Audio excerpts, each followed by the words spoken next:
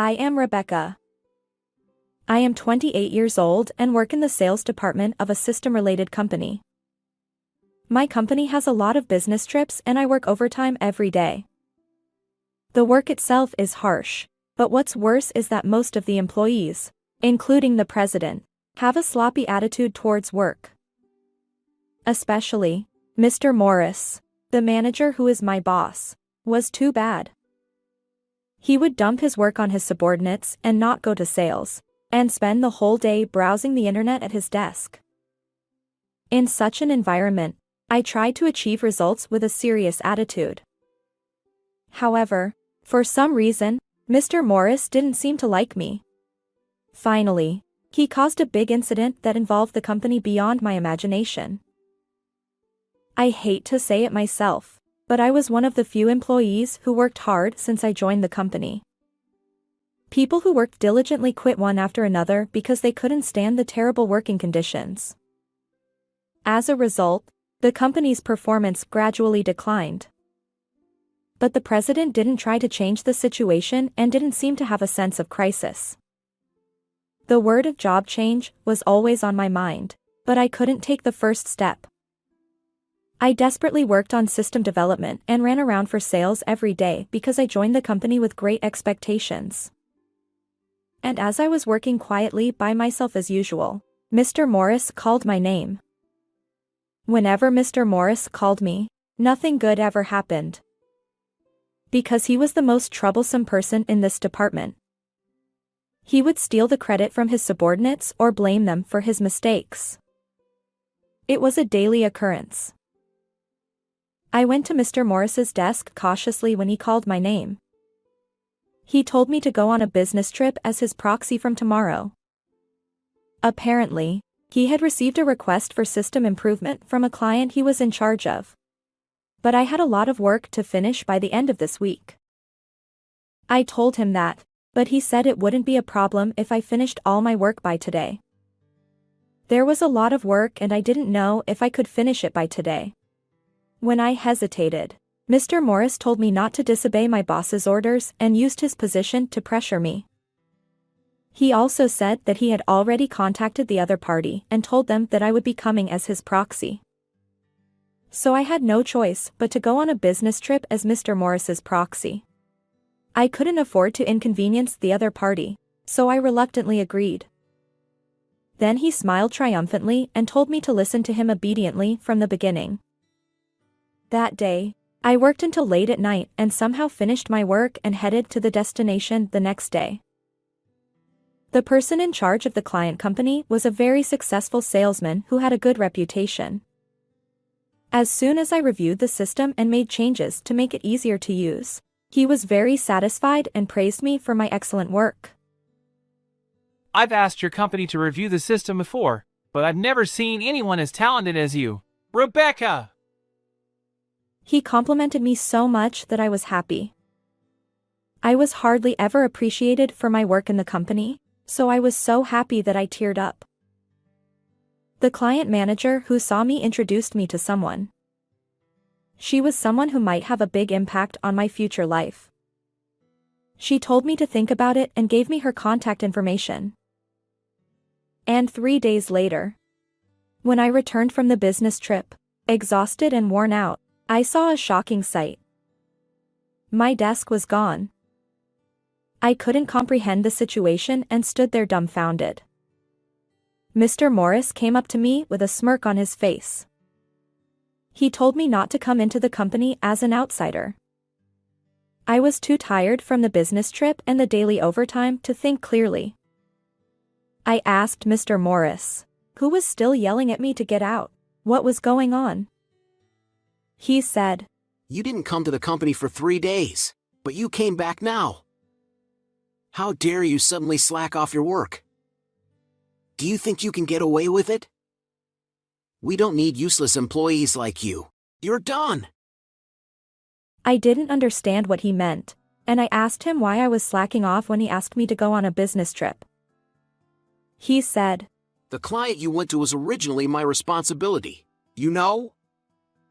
So the results of the work are obviously my credit." Ha ha!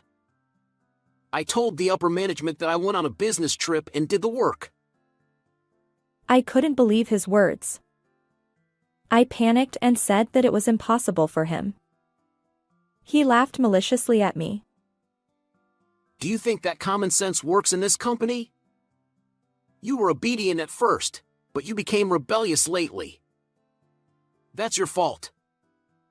We don't need subordinates who don't listen to their boss. I felt dizzy from his words.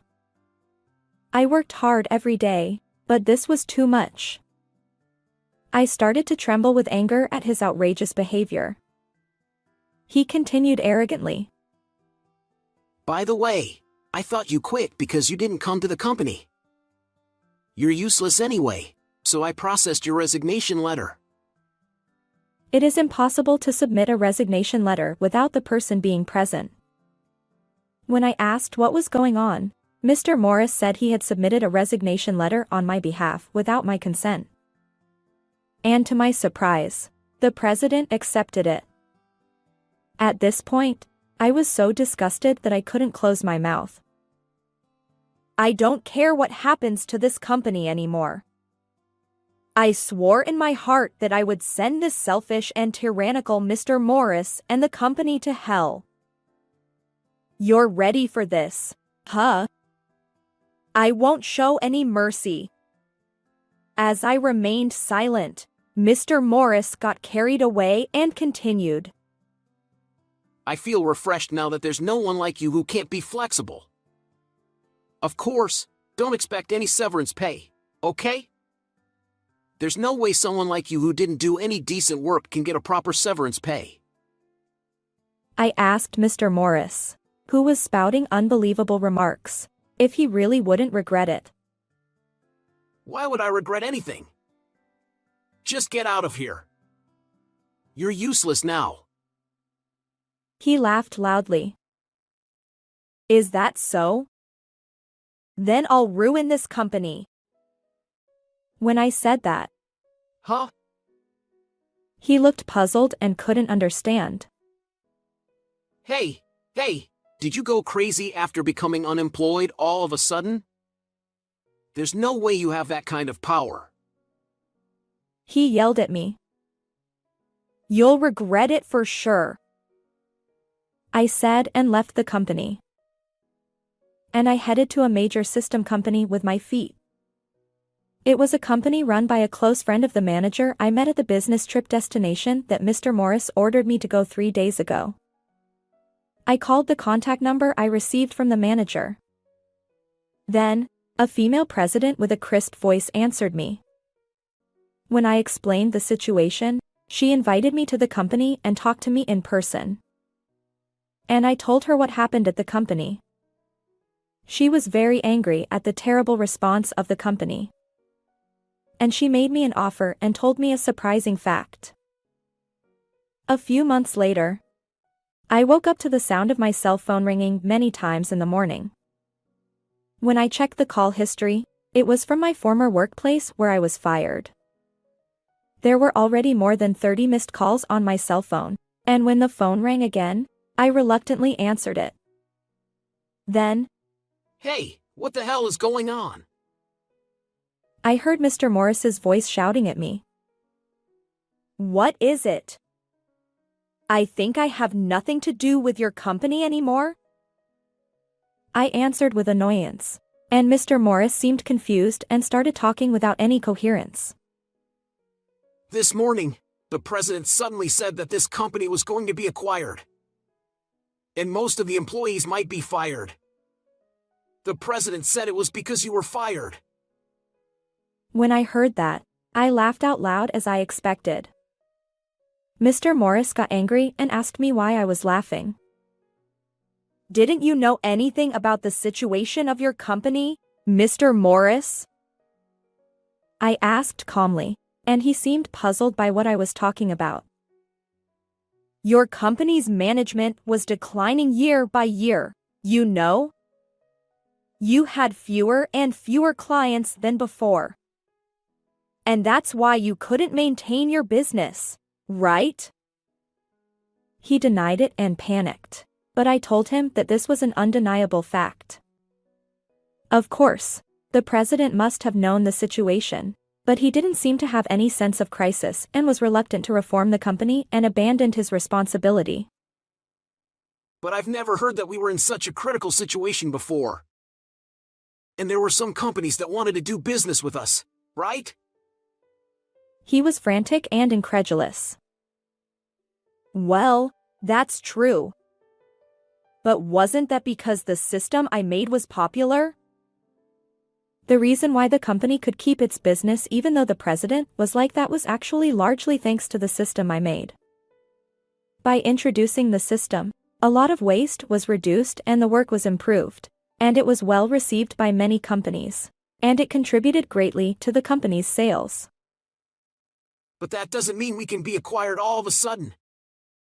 If we had kept selling the system as before. He said that, but I asked him coldly. Let me ask you this. Is there anyone else who can manage the system besides me? He choked when he heard that. I was the only one who worked hard in my department, and of course I didn't hand over anything when I was fired. In such a situation, would there be any companies that would sign contracts with them as before? Even the stupid former manager could see the answer. Then, why don't you come back? He tried to patch things up as if he had an idea, but of course I refused firmly. That's not a joke. I will never go back. After all, it was Mr. Morris who suddenly fired me. And yet, he tells me to come back when he's in trouble. How selfish is that? No, thank you. Mr. Morris panicked at my words, but I didn't care. I coldly brushed him off, and he said, Fine. I'll cancel the firing that I did with my authority. I think the president will hire you back right away if you do. And don't you want to get a job soon? He tried to persuade me desperately, but I told him, I don't need that. I already have a new job. It's a major system company that plans to acquire your company. The former manager was stunned and called me a traitor. Actually, I was introduced to the president of the major system company at the business trip destination that Mr. Morris asked me to go to before. When I told her how I had been treated unfairly at the company, she was very angry and said she couldn't forgive it as a company in the same industry. She was also very interested in the system I made and its rights. The major system company welcomed me with a smile and asked me to join them as soon as possible when I told them how I was fired. In addition, the acquisition talk was already going on between the presidents. I told him that the result wouldn't change even if I went back. Then Mr. Morris started to flatter me. Then, you can contact the female president, right? Then, can you please do something to get me hired too? They must want someone as talented as me, right? I don't want to be unemployed after I've been promoted so smoothly. I laughed at Mr. Morris's words. Mr. Morris has talent? That's a joke, right? I've never heard of that. You spent the whole day without going to sales or developing systems, just browsing the internet. You have too high self-esteem, don't you? Mr. Morris was silent on the other end of the phone, maybe because my words were too harsh. Besides, the president is a very strict person, you know? She's a person who evaluates people by their abilities, and she doesn't seem to have any intention of hiring employees who don't have any past achievements. Mr. Morris was desperate and said, No way! And Mr. Morris is the one who framed me, right? Why do I have to help someone like that? I'm sorry, but I'm not that kind either. I said that firmly, And Mr. Morris changed his attitude. I'm sorry. Isn't this enough? Please ask the president to hire me. He begged me, but I didn't accept it at all. I don't need your apology now.